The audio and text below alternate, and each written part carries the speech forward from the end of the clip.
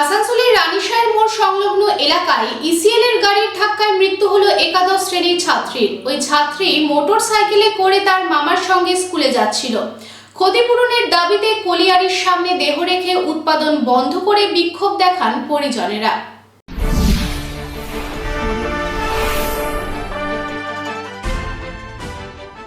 এবার মামার সাথে মোটর বাইকে করে স্কুলে যাওয়ার পথে ইসিএল এর গাড়ির ধাক্কায় মৃত্যু হলো এক স্কুল ছাত্রীর। জানা যায় মৃত ছাত্রীর নাম নন্দিনী গুপ্তা, বয়স 17। তিনি একাদশ শ্রেণীতে পড়তেন। জানা যায় নন্দিনী গুপ্তা তার বাবার মৃত্যুর পর তার এক বোন ও মায়ের সাথে নিয়ামতপুর রাধানগর এলাকায় মামার বাড়িতে থাকতেন। মঙ্গলবার মামার সাথে মোটর বাইকে করে বানপুর স্কুলে যাচ্ছিলেন এবং তখনই আসানসোলের কুলটি থানার অন্তর্গত ইস্কো বাইপাসে রানীশাহের মোড়ের সামনে একটি ইসিএল এর বেসডি কলিয়ারির গাড়ি দ্রুত গতিতে আসে এবং মোটর বাইকে ধাক্কা মারে।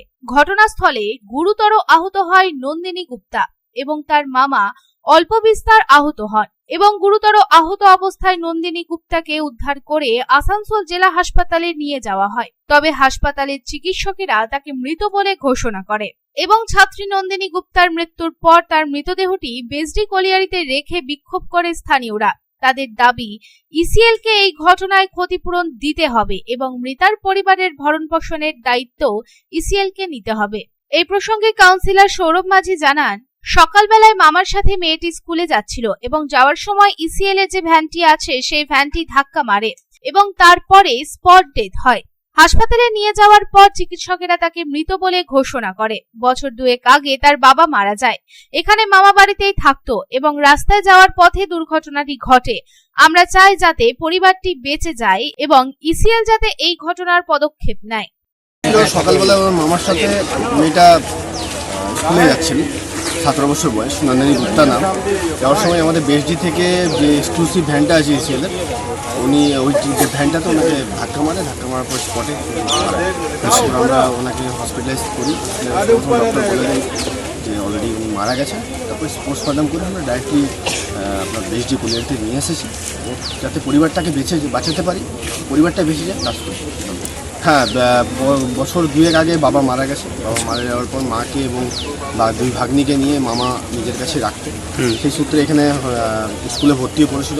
মেয়ে ক্লাস 11-এ পড়ছিল। আজকে যাচ্ছিল আমাদের সরকার থেকে যে 10,000 টাকার ব্যবস্থা করে ফোনের জন্য, তার অ্যাপ্লাই করতে রাস্তায় যাওয়ার পথে এই দুর্ঘটনা। আমরা চাইছি যাতে পরিবারটা বেঁচে যায়, ইসিএল যাতে ওই পরিবারটাকে দেখে এবং কিছু কম্পেনসেশনের ব্যবস্থা করে। মেয়েটার নাম নন্দিনী গুপ্তা। আসানসোল থেকে সন্তোষ মণ্ডলের রিপোর্ট, পাবলিক টাইমস। আপনাদের শহর রানীগঞ্জে রয়্যাল কেয়ার হসপিটালে রয়েছে উচ্চ শ্রেণীর সুবিধা এবং অত্যাধুনিক চিকিৎসার সরঞ্জামে পরিপূর্ণ রয়্যাল কেয়ার হসপিটাল, যেখানে অভিজ্ঞ ডক্টর ও প্রশিক্ষণপ্রাপ্ত নার্স ও স্টাফেদের টিম রোগীদের উন্নত মানের চিকিৎসা পরিষেবা দেওয়ার জন্য প্রতিবদ্ধ।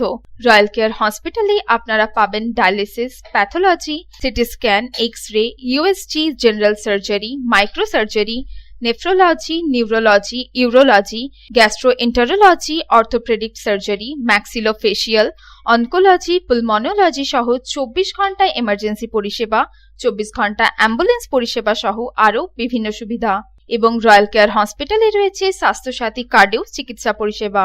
Royal care hospital, NH2 panjabi মোড়, রানীগঞ্জ।